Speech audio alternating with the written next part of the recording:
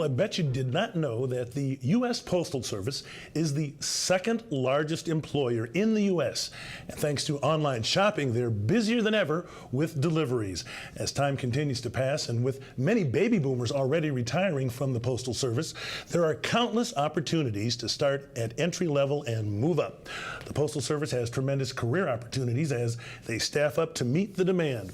Jobs include letter carriers, which start at $16.78 an hour and come with benefits and opportunities for a long-term career. Here to tell us what you need and don't need to work for the U.S. Postal Service are Michael Rakes. He's District Manager for the Greater Boston U.S. Postal Service, and Valerie Foxx, Recruiting Manager, also for the Greater Boston U.S. Postal Service. Welcome to Urban Update. Thanks for coming in. Valerie, let me start with you. So how does one go about recruiting for such a large organization? Well, we start by working with community organizations, government agencies. We do postcard mailings to targeted addresses so that we can recruit for specific positions. And we also do word of mouth within our own internal organization. We do email blasts to our employees as well as other employers that we work with. Michael, with all these baby boomers retiring now, what's the next big generation of U.S. postal workers look like? And that what does that generation, when you look like, considering all the demographic changes we're seeing sweeping across the country? Yeah, the millennials are definitely taking over. They are well and alive in the Postal Service.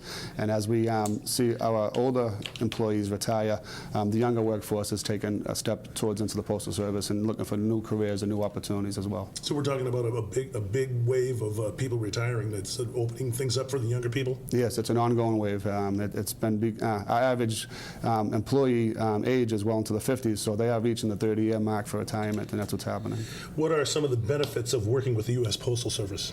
You have benefits for health care, you have wellness benefits, you have longevity. There's different aspects of the job, not only delivering the mail, processing the mail internally, as well as real estate, maintenance, high-tech engineers, things that have specific tasks and specific skill sets that are looked for. If you have those traits, then you can apply them and move up within the organization. So Valerie, how can people apply? Well, they can visit our website at www.usps.com/careers. We also have established a hotline if people need assistance with their application, and that number is 617-654-5632. Are there any tips or suggestions for people who want to apply? I hear that most federal jobs, there are certain requirements, aren't there? Yes, well, specifically for the city carrier assistant job, they have to have 2 years of driving experience in the United States. And that 5-year work history, actually, we've streamlined our application process because the work history used to be 7 years, and now it's 5 years.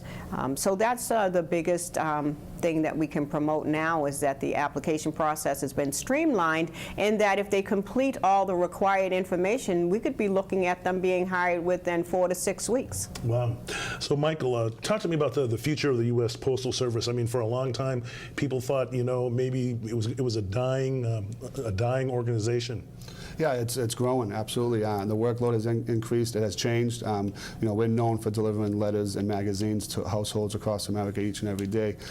The package platform itself has really exploded over the last 5 or 6 years with the online ordering. The ability to order packages from a handheld device and quickly send it to the Postal Service has been drastically growing each year, getting more and growing more and more each year.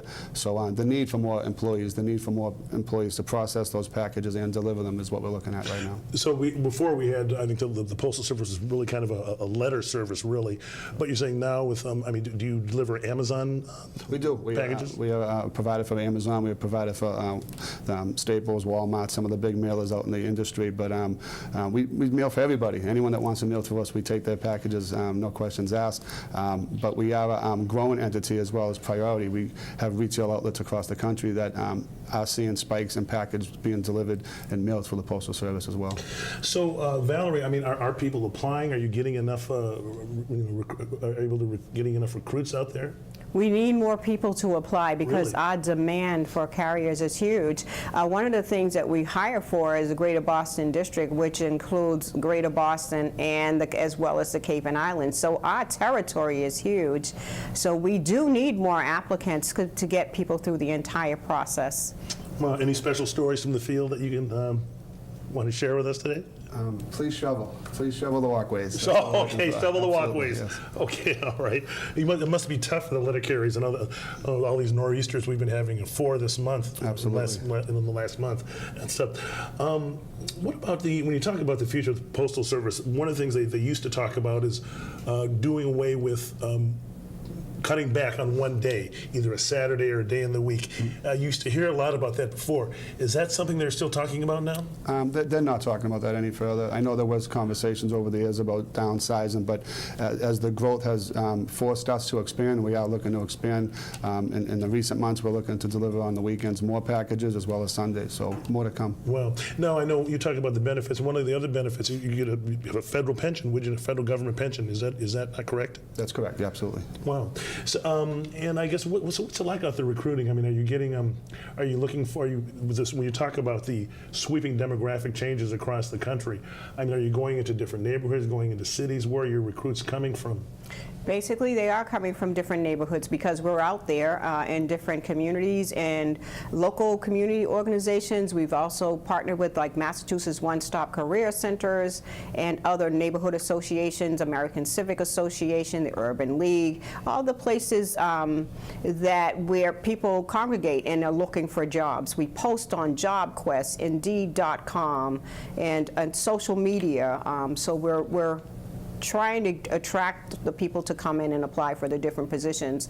We also have a unique email address as well, which is greaterbostonhiring@usps.gov. So people can send questions to us if they're having a problem with the application or if they want to know what types of jobs we also have available. Sounds like you're really putting on an aggressive effort here to get people to come to the U.S. Postal Service. Yes, because we want people to know that the application process isn't as tough as they think it may be.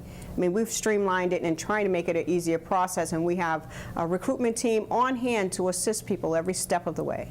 Okay, and again, Michael, again, we're not talking about the old days of letter carriers. Talking about some of the jobs and some of the career paths within the Postal Service. Well, we're a 24/7 entity, so anyone that needs a job or is looking for a job employment with the Postal Service can work nights, can work afternoons, can deliver mail during the day. We run machinery at night, so those that want to work a night shift can process the mail that we deliver during the day. If you want to drive a vehicle or a truck, we have those type of positions as well for CDL driving capabilities across long hauls or across the state. So there's a job for anyone and everybody that wants to work for the Postal Service. Even if you have even if you don't want to walk door to door and deliver the mail, there's something else in the environment for them to apply for. How long do people typically work when they retire? It's usually a 30-year career. It's two different angles. Many have successfully accomplished a 30-year career and retired from the Postal Service.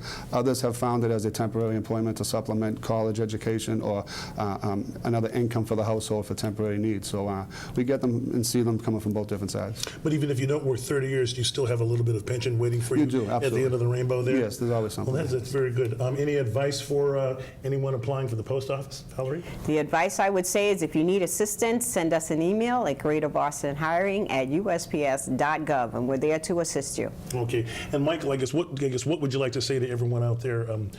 Really, because you've got this aggressive effort to try to get people to come. What would you want everybody to know about the U.S. Postal Service and why it's a great place to apply? As Valerie mentioned, it's not as hard as it may appear or looks to be. It is an online process for the majority of the applications, so be patient with it, but work yourself through it. We have the capability to hire several hundred employees right now, so if you are looking for a job, please reach out. Okay, and don't forget to shovel your sidewalks. Shovel the sidewalks, please. Okay, all right. Michael Rakes and Valerie Foxx from the U.S. Postal Service trying to get some more recruits out there. Thanks for coming in and good luck, getting those folks to come in and apply. Thank you. Okay, coming up, how a young man at the age of 17 became involved in helping to save lives in his community.